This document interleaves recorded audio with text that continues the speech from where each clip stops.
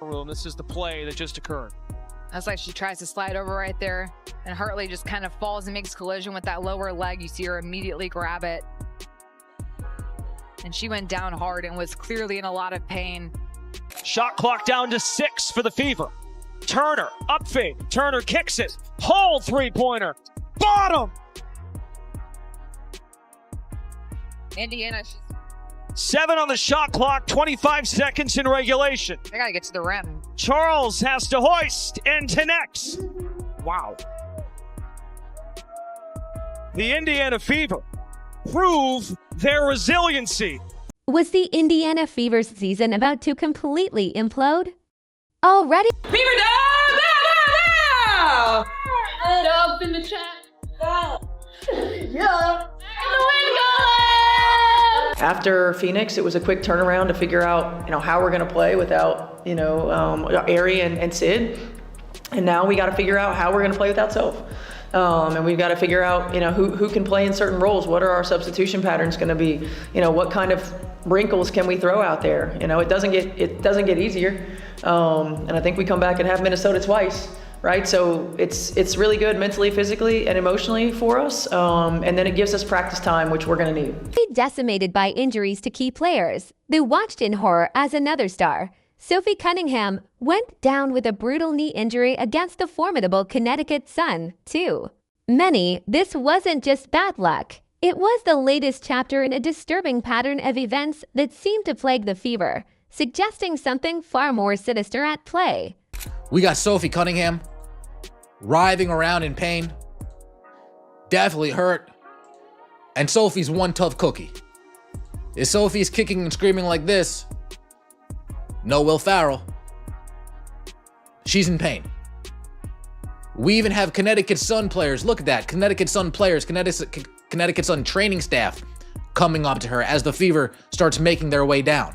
Every day in our huddle, that's what we say together. And it's just more than words for us. I think when you see things happening, there's no other way. If you spread apart, the season goes down quicker than anything else. And we talk about with the injuries, people are probably expecting us to just fold, just like you said.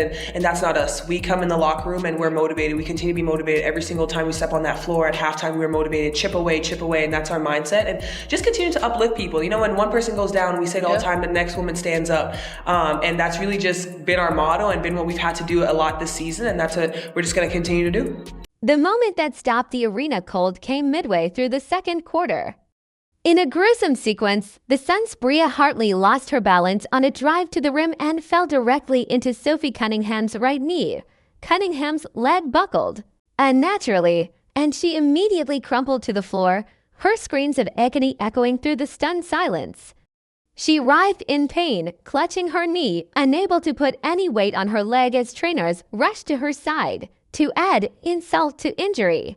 No foul was called on the play, a decision that ignited immediate outrage throughout the arena and online. How does she magically lower her shoulder into Sophie Cunningham's legs? Can somebody please explain that to me? Can somebody please explain those physics? Again, don't want to hear it, because this is a dirty player. First thought upon seeing Cunningham in such visible distress was blunt and unfiltered. Do you have an update on Sophie? I do. Yeah. Let's do more MRI. Yeah, MRI tomorrow.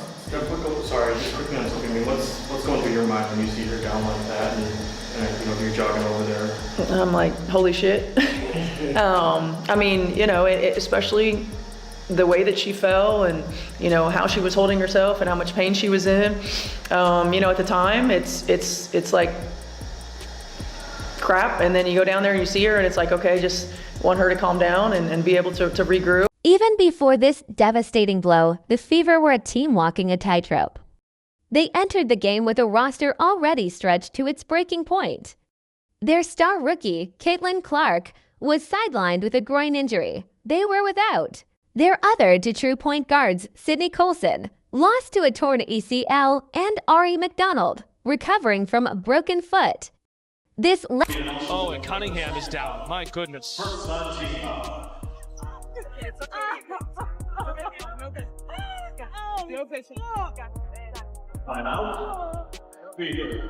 Should be.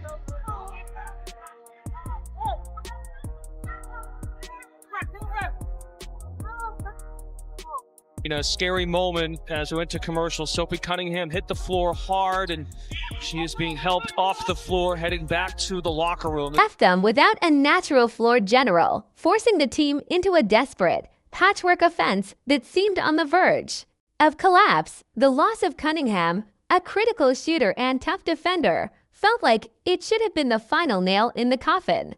Bria Hartley deserves zero benefit of the doubt. And Sophie Cunningham's family not too happy. I believe this is Mama C. Hartley is a disgruntled player having trouble everywhere she goes. She's playing mean and plays out of control. Looked out of control to me.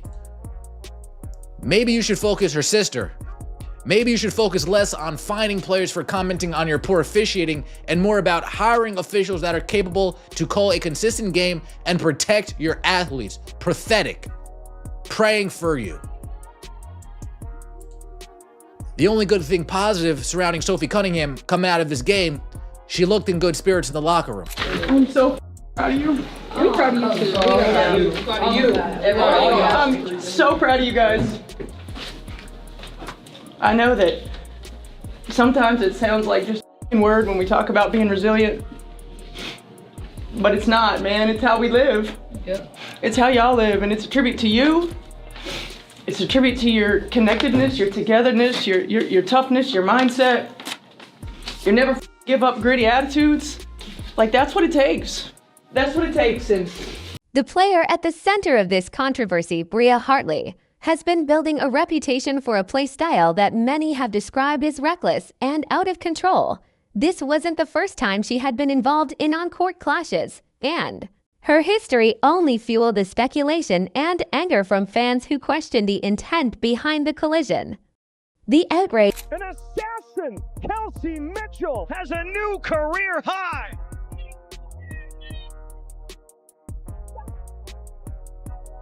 Backdoor Mitchell, bouncing in the paint for two.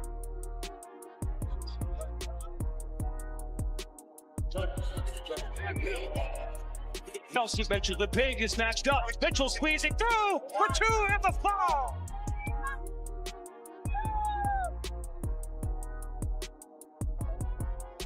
Fouls on the other end. It's Mitchell launching it and connecting. Your New England Ford dealers and the Ford Bronco family goat modes, the official SUVs of the Connecticut Sun. Mitchell connects. Reading the defense and reckless closeout. So you have to make sure you let the shooter land here. Landing space needs to happen. Looks like Mitchell also clutching her leg here as well.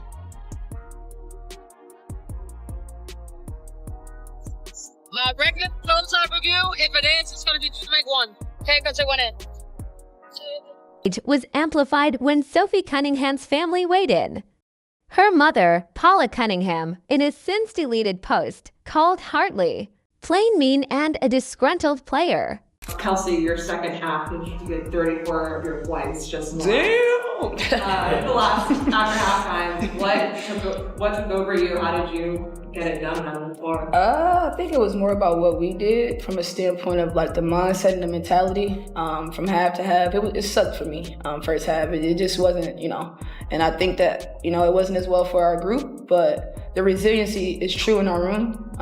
Seeing Soph go down and then knowing what happened with Sid and knowing what happened with Ari, and then knowing what happened with Cece, it's like, I think a lot of it was just God and being able to like stay prepared and stay in your mental state to be able to compete. But I really think that that's the most resilient that we've ever been because of everything we've been through. So I think a lot of it you just tap into your team and you just love on your team. And I think, great things can happen. This incident ripped open a much larger wound that has been festering all season. The growing frustration with WNBA officiating and the perceived lack of player safety. Sophie Cunningham's sister, Lindsay, unleashed a firestorm on social media. Directly calling out the WNBA, she wrote, "Maybe you should focus less on finding players for commenting on your poor officiating and more about hiring officials that are able to call a consistent game and protect your athletes. Pathetic."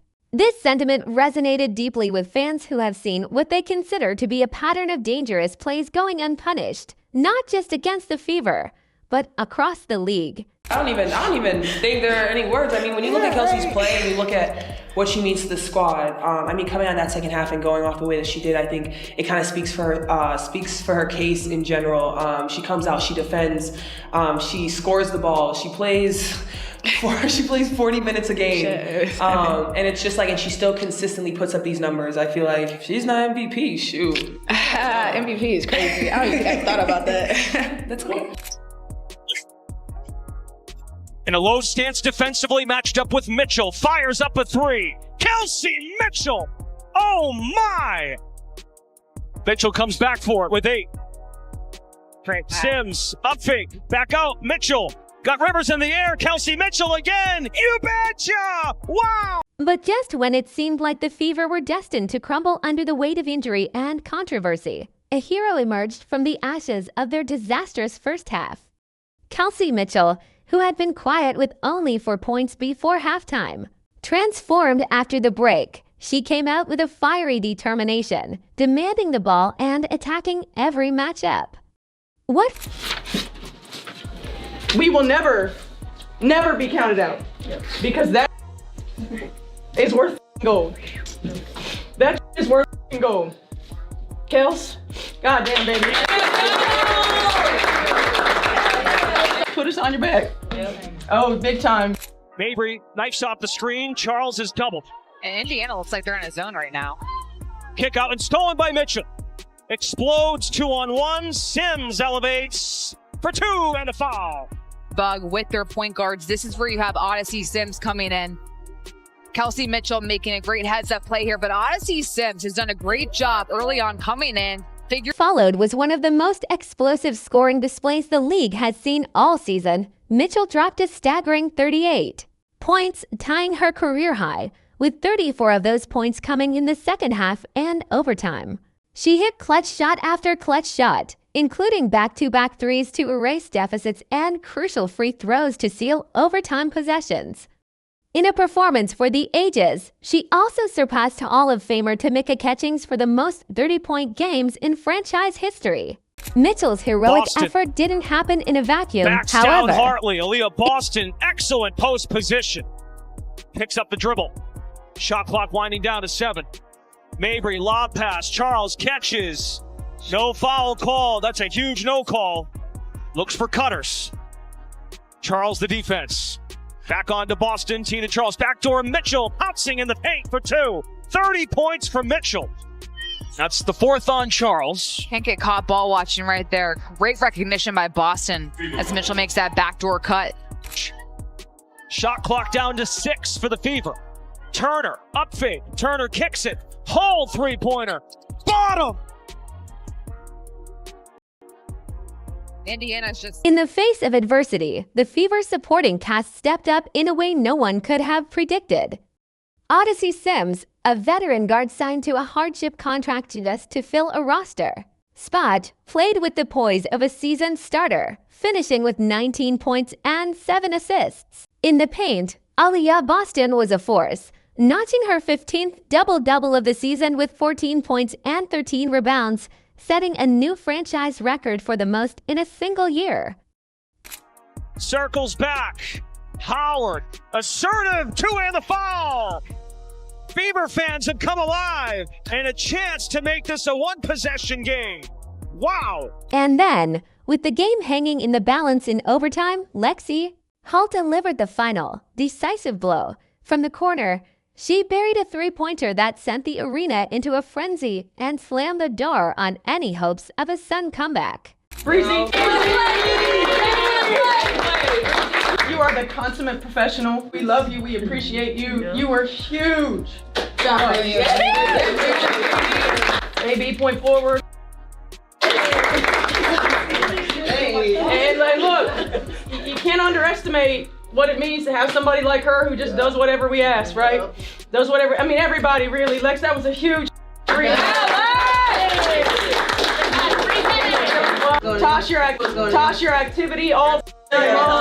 In what would become the largest comeback in franchise history, the Indiana Fever, a team that had every reason to fold, stared into the abyss and refused to blink. And that's what it's going to take. Okay, that's what it's going to take. We got to play free.